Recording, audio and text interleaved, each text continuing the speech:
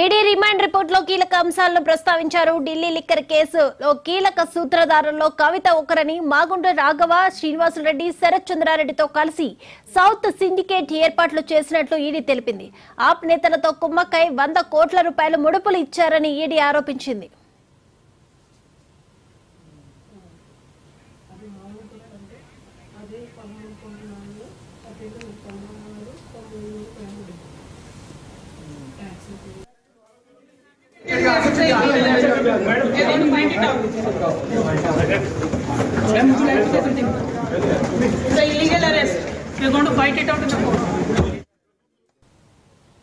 నిన్న సాయంత్రం ఈడీ అధికారులు కవితని ఢిల్లీ లిక్కర్ కేసులో అరెస్ట్ చేశారు. ఈ నేపథ్యంలోనే కోర్టులో హాజరుపరిచారు. ఈడీ రిమాండ్ రిపోర్ట్ లో కూడా కీలక అంశాలను ప్రస్తావించారు. లిక్కర్ కేసులో కీలక సూత్రధారుల్లో కవిత ఒకరంటూ కూడా పేర్కొన్నారు. ఇక ఈ అంశానికి సంబంధించి మరిన్ని అప్డేట్స్ అందించడానికి మా ప్లానింగ్ ఎడిటర్ సురేష్ గారు సిద్ధంగా ఉన్నారు. సురేష్ గారు, దీపిక అంటే ఈడీ పిటిషన్, కస్టడీ పిటిషన్ దాఖలు చేసిన చూస్తే సంచలన విషయాలు.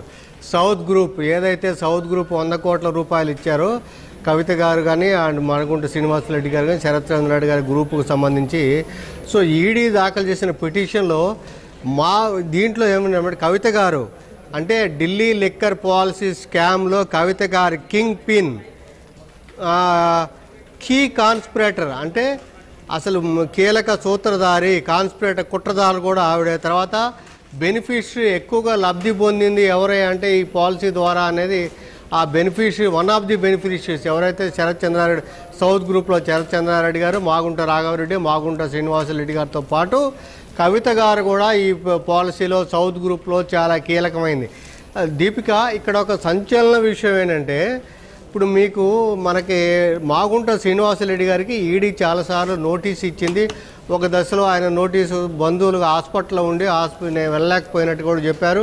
అయితే ఆ తర్వాత మాగుంట గారు వెళ్ళినట్టు కూడా లేదు. తర్వాత రాఘవరెడ్డి గారి తర్వాత అప్రూవర్గా మరి ఆయన బయటకు వచ్చారు. అయితే ఈడీ ఇవాళ ఆ కస్టడీ పిటిషన్లో మెన్షన్ చేసే సంచలన విషయాలు ఏంటంటే మాగుంట శ్రీనివాసరెడ్డి గారు గత ఏడాది జూలైలో ఈడీ ముందు స్వచ్ఛందంగా ఒక స్టేట్మెంట్ ఇచ్చారు.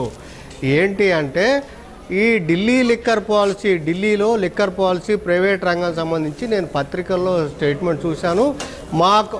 మాగుంట శ్రీనివాసరెడ్డి గారి కుటుంబం అనేది ఎప్పటి నుంచో మేము లిక్కర్ బిజినెస్లో ఉన్నాం కాబట్టి లిక్కర్ బిజినెస్లో చేరితే బాగుంటుంది అని చెప్పి దాని మీద నేను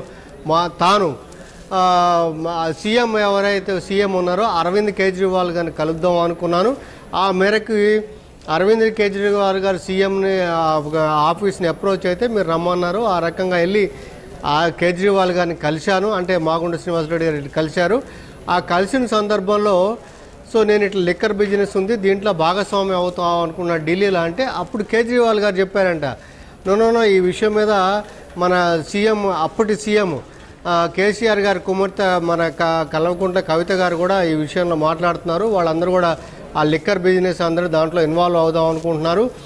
కాబట్టి మీరు ఆవిడని సంప్రదించండి, బెటర్ మీరు కోఆర్డినేట్ చేసుకొని మీరు చేస్తే బాగుంటుందని చెప్పి కేజ్రీవాల్ గారు మాగుంట శ్రీనివాసరెడ్డి గారికి చెప్పారంట. సో మాగుంట శ్రీనివాసరెడ్డి గారు అదే విషయాన్ని ఈడీకి చెప్పారంట.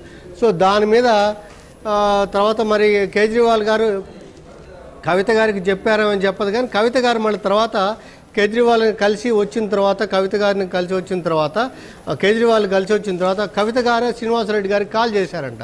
మీరు రండి ఒకసారి మాట్లాడుకుందాం మనం అని చెప్పని కాల్ చేశారంట. సో ఆ రకంగా వెళ్ళి ఇందులో మనకి కవిత గారి హైదరాబాద్లో ఇంటికి మాగుంట శ్రీనివాసరెడ్డి గారు వెళ్ళారంట.